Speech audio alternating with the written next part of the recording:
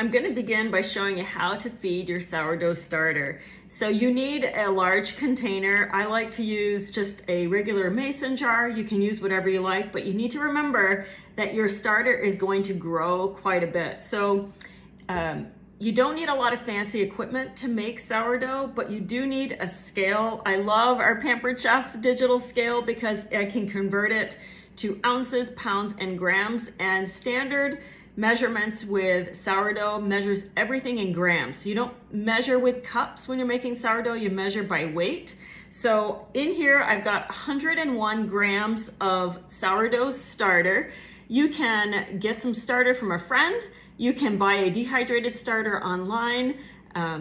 So you need to start with something, and you need just a small amount. You're gonna do equal parts of water and all-purpose flour. I like to use King Arthur flour. I have consistent results, and I love what they do.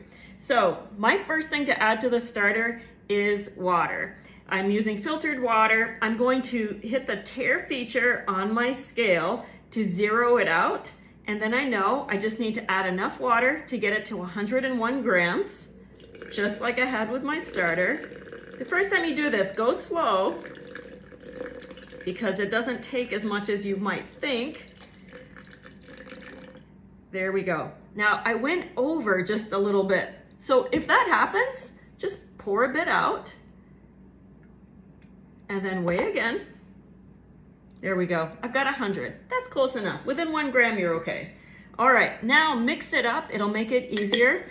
I like to just take a big fork, just mix the starter up with the water until it's all combined. And when you're making starter, it's good to continue using the same jar if you can. Okay, it's all nice and blended. Now we're gonna zero it out again, hit the tare feature, and I'm going to add 101 grams of flour. So you can use a cup to dip into your measuring cup if you want to, into your flour bin if you want to, but I'm still reading the measurements here. So we need 101. I'm getting close.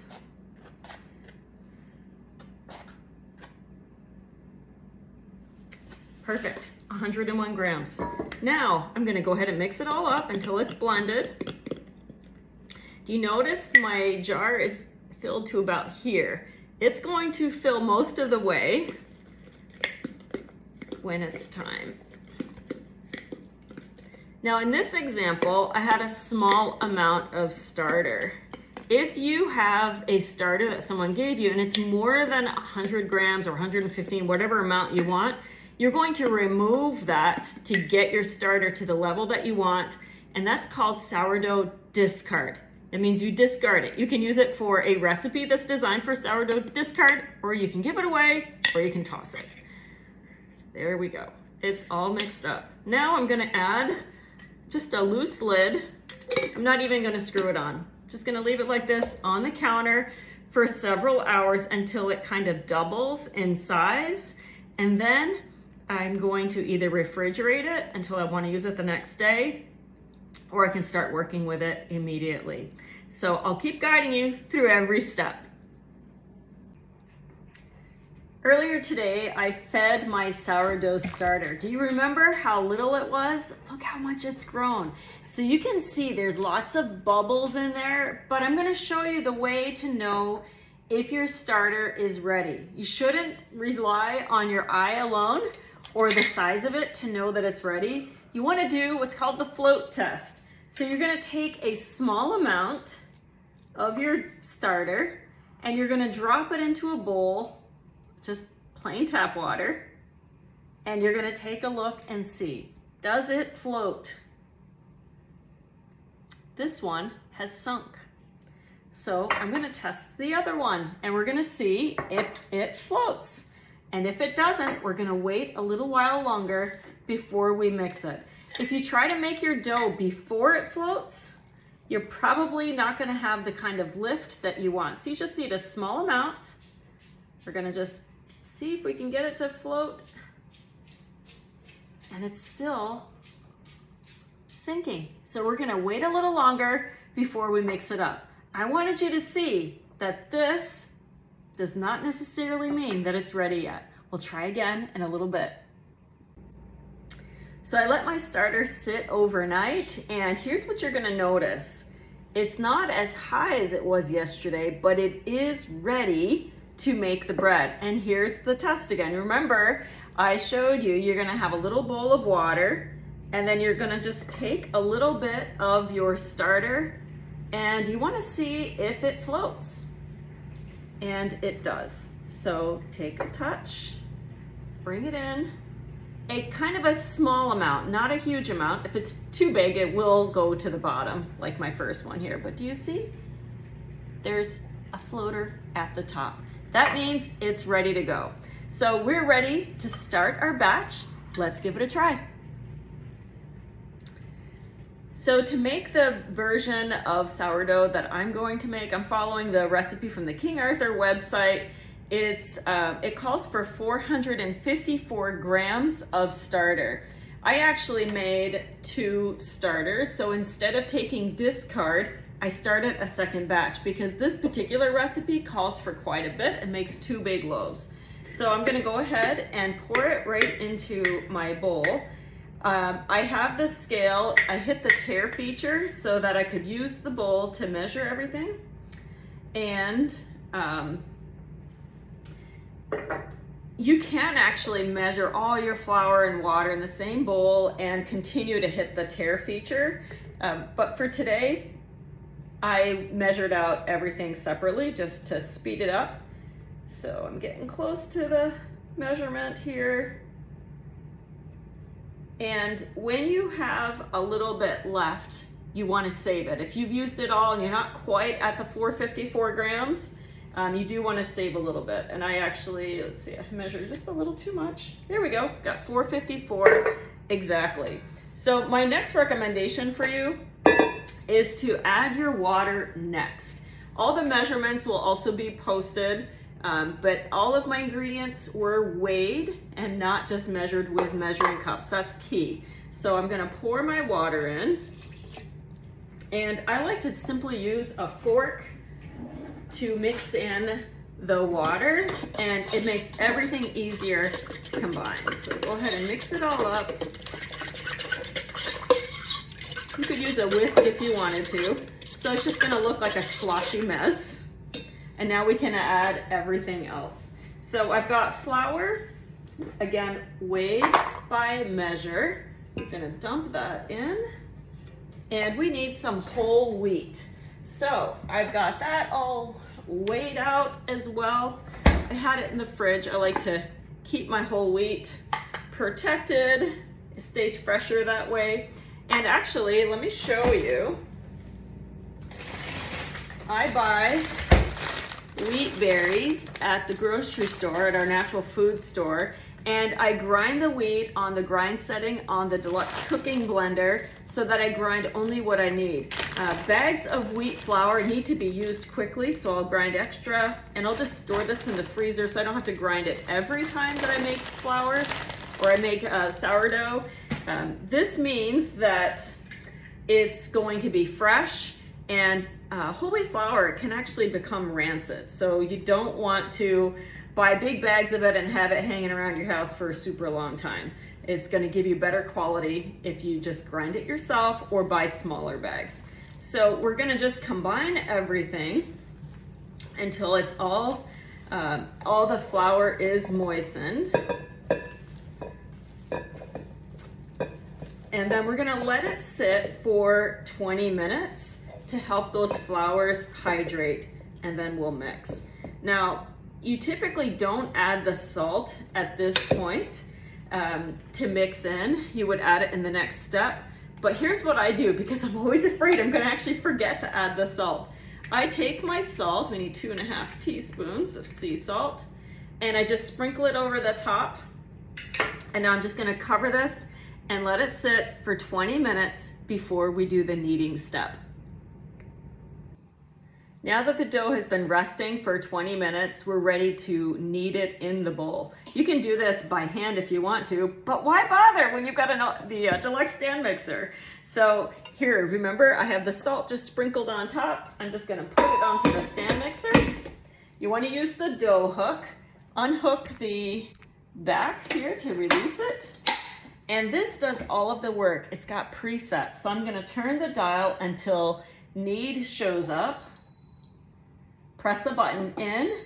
It defaults to 8 minutes. I just need 5, so I'm gonna reduce it till 5 minutes shows up.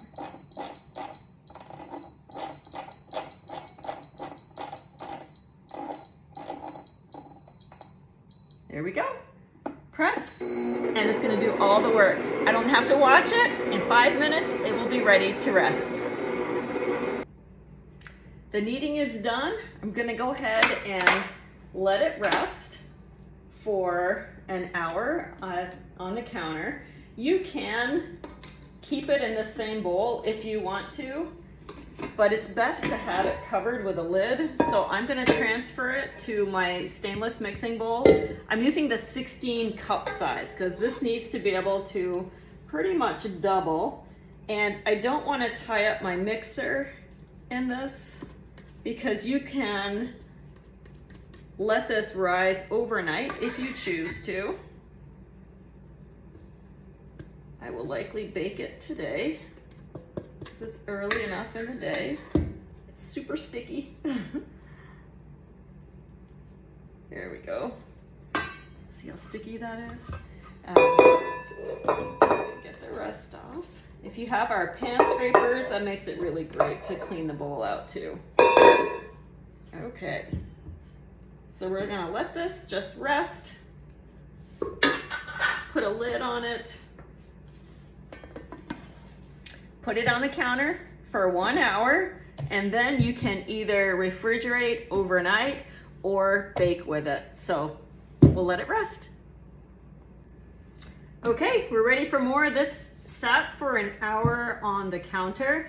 Depending on the time of day when I'm making my bread, if it's later in the day and I don't want to bake that day, I would put this in the fridge overnight. But I've got time, so I'm going to bake it now, and we'll take a look and see how it has risen. It's risen quite a bit.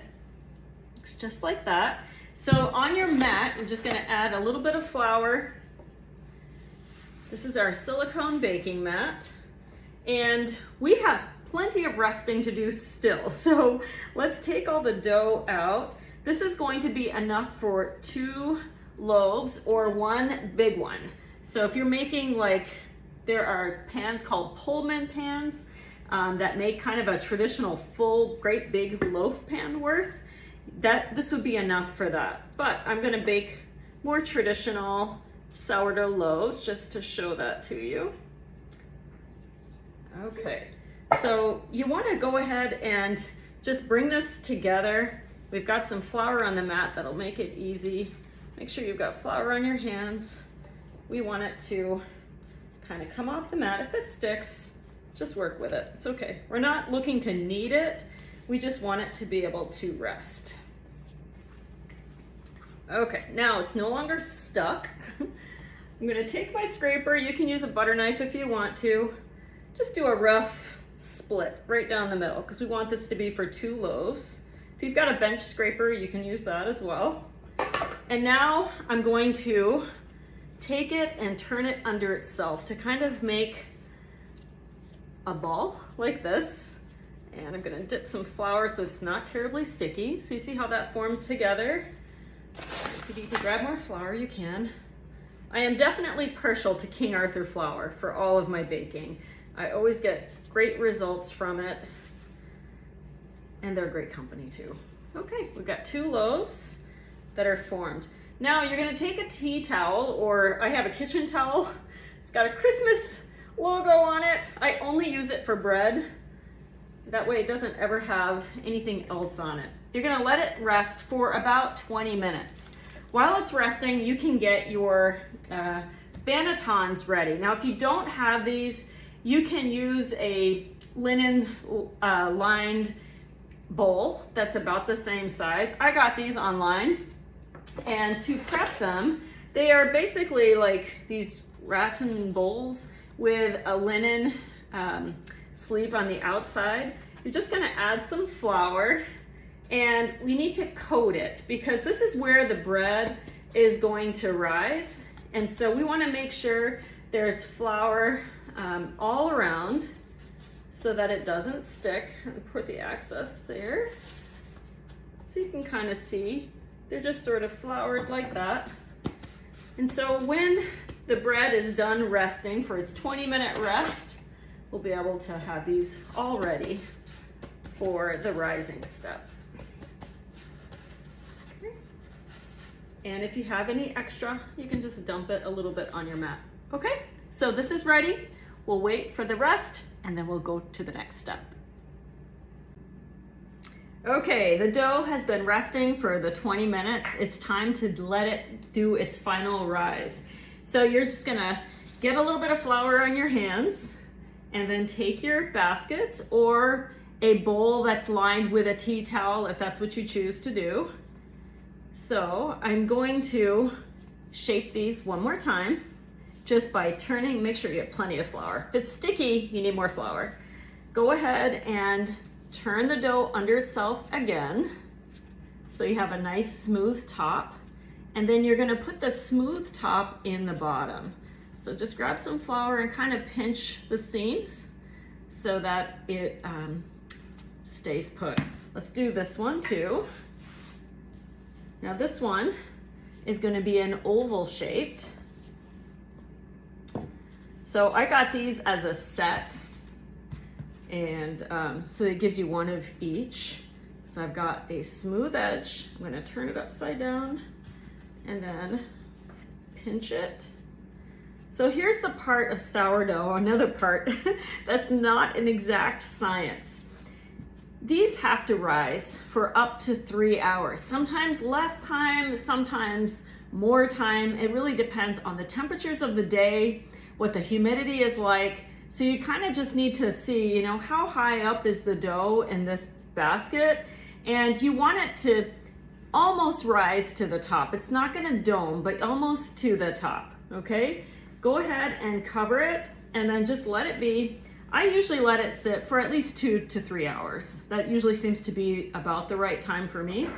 And after this rest time, it's ready for the oven. So let's let it take a nap and it'll be ready soon. The bread has risen. It is time to get it ready to bake. So take a look. It has risen to the top. Now what you'll do is take a piece of parchment paper, put it over the top, and then take a cutting board, something flat, so you can flip it like this, and then very gently lift, because we sometimes have a little bit of sticking with the linen on the dough, and we don't want it to completely deflate. So now you're gonna take a lathe or a really sharp knife if you want to make decorative designs. So this came with my baskets. I'm simply going to drag a little bit to make a design. And sourdough tends to split when it's baking, so this helps kind of control that. I'm going to use the deep covered baker to bake the oblong loaf, and I'll use my cast iron pot to do the other one. So just grab the corners and then just lift and set it inside. So it looks just like this. Okay, so we're just gonna add the lid. You don't have to trim the paper or anything. We're gonna leave it just like that. Okay, I'm gonna move this to the side and we'll get the other one ready for the cast iron pot. Here we go. It's nice and poofy. We're going to take the parchment, put it over the top. So the oven is preheating at 429 degrees. The cast iron pot has been in the oven. I just removed it. I don't preheat the deep covered baker though. I just do the big pot. Here we go. So good. Now make your design. There's lots of different ways that you can fix it. So you can kind of see this split already. It will get all browned. It'll look really beautiful. So we're gonna put it into the enameled cast iron. Grab the corners.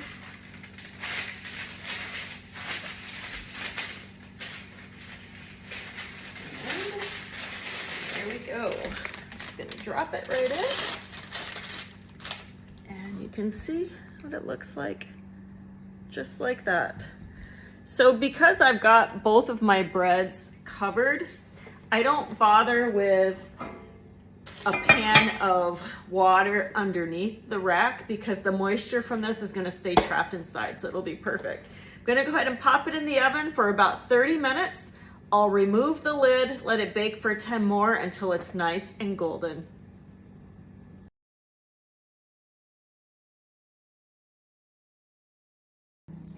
Okay, the bread is done. Let's take a look.